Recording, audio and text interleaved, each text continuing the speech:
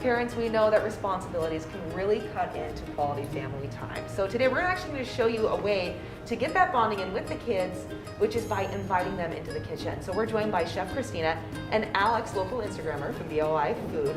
And we're going to be sharing a recipe that we can all enjoy. And we're using local ingredients, right, Alex? Yeah, it's locally grown and milled here in Idaho. Marvelous. Okay, and what is it? It's teff, a grain that's found in Ethiopia. All right, so it's kind of a new grain, right? I've never heard of teff. What makes teff something that people should really be incorporating into their meals? It has a high amount of protein and calcium.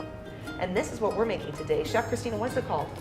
That is a faux overnight oat, which actually doesn't have to be cooked overnight or anything like that. It's really, really fast, but it's peanut butter and chocolate. It's gluten-free and dairy-free, which also makes it vegan for people that are plant-based. Excellent. And it tastes delicious. Okay, so a lot of options. This is something, like you said, is a spin on overnight oats, but instead we're using teff. So let's go ahead and get started. Right, all right, so what you wanna do is start by melting some coconut oil in a pan. And you don't have to use coconut oil with the teff.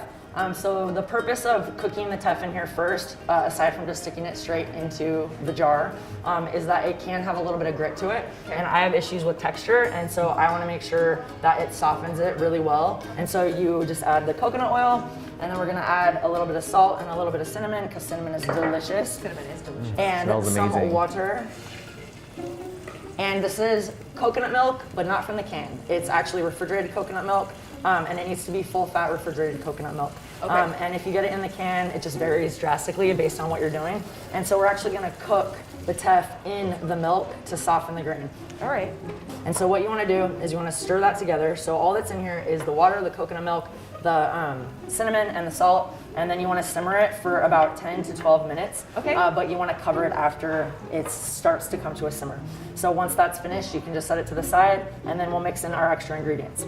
And so the next step is our extra ingredients. So this is the texture that you would have when it's ready like that. Okay. And so at this point, this is oatmeal, right? Yes, it is pretty similar to oatmeal. Yeah. So at this point, I do want to add just a little bit of oats to it because there's extra nutritional benefits in oats, and these are gluten-free as well. You do need to read the label to make sure it is gluten-free. So we just dump that into there. Okay. And then you leave those raw. Most things you shouldn't actually eat raw.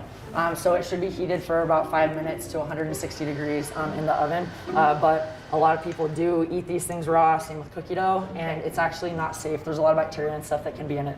So this is peanut butter. If you have any sort of sensitivities or allergies, you can use sun butter, which is a great alternative for that. Then we're gonna mix in some maple syrup, and that's the sweetener. So there's no artificial sweeteners in here, unless you purchase certain chocolates that have a lot of chemicals and stuff in there. So you just have to be careful with that. So we're just gonna stir the peanut butter together in there. And so this texture is gonna be a lot more runny than what it would be in that jar. And so the purpose of that is because it is gonna sit in the fridge. And then this is actually what happens when it's been in the fridge, which is really, really, really thick, and you don't want it to be like that. So what happens is you just pull it out, grab some more coconut milk, stir it together, and then you can get it to the texture that you like. Got it. And you can stir in any other mix-ins to that. So once this is finished, this could actually just be eaten straight out of the bowl if you prefer to eat it warm. But if you want to have it cold, you just chill it overnight. It's good in the fridge for about 5 days. Top it with some chocolate chips, and it's super delicious. You just said something else that I love. Oh, it's good in the fridge for 5 days, which means that you can make this with the kids in the kitchen Sunday night before that week of school.